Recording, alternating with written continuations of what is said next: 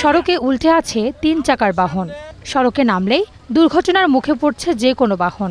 নরসিংদীর পৌর সড়কে এমন দুর্ঘটনা যেন বাসিন্দাদের রোজকার সঙ্গী। সড়ক জুড়ে অজস্র খানাখন্দ, ঝুঁকি মেনেই চলছে আন্তজেলা বাস আর স্থানীয় বাহন। পানির নিচে তো রাস্তা সবই সমান, আমরা কিছু দেখতে পাই না। গতকালকে আসলাম, দেখলাম যে 2টা অটো একসাথে উল্টাইছে। আজকে এখন এসে দেখলাম যে একটা অটো উল্টাইছে। এরকম সবসময় ঘটে। আরো সকালবেলা আজকে আরো 2টি ঘটনা ঘটছে। আমি আমার নিজে হাত থেকে উঠেছি এই 2টা।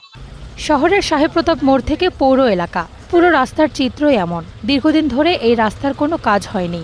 তবে মূল সংকট কোনো ড্রেনেজ ব্যবস্থা না থাকা। তাই একটু বৃষ্টিতেই যেন পুকুরে পরিণত হয় সড়কটি। এরকম যদি হয়, সরকার যদি এইসব যদি না দেখে, তাহলে তো জনগণের ভোগান্তি। এই জন্য তো শুধু সরকারই দায়ী থাকবে। রাস্তা এই জায়গায় ভাঙা হওয়ার কারণে ওল্টা পথে যাচ্ছে, ওল্টা পথে গিয়ে আরো রুট অ্যাক্সিডেন্ট হয়, অটো এক অটোর সাথে লাগতেছে। মানুষের দুর্ভোগ তো আছেই, চালকদেরও পড়তে হয় নানা সমস্যায়। আমাদের গাড়ি ক্ষতি হইতেছে, বেরিং ভাঙ্গা জায়গা, রাস্তাঘাট ঠিক করে না। দুইটা তো প্রধান সড়ক, মেইন সড়ক। এটা ছাড়াও বিগত যে রাস্তাগুলি আছে, প্রত্যেকটা রাস্তার সে একই বেহাল অবস্থা। জনদুর্ভোগ কমাতে রাস্তাটি পুনর্নির্মাণ ও কার্পেটিংয়ের পরিবর্তে ইউনিব্লক সিস্টেমের কথা জানালেন পৌর প্রশাসক। যেসব রাস্তাঘাটগুলো পিচগুলো নষ্ট হয়ে গেছে, এই সময় সেখানে পিচ দিয়ে ঢালাই করাটা সম্ভব না। এই কারণে আমরা সেখানে এইচবিবি পদ্ধতিতে জরুরি ভিত্তিতে মেরামত সংস্থা করছি। আর সেপ্টেম্বরের পরের মাস থেকে আমাদের নিয়মিত নির্মাণ কাজ চলমান থাকে।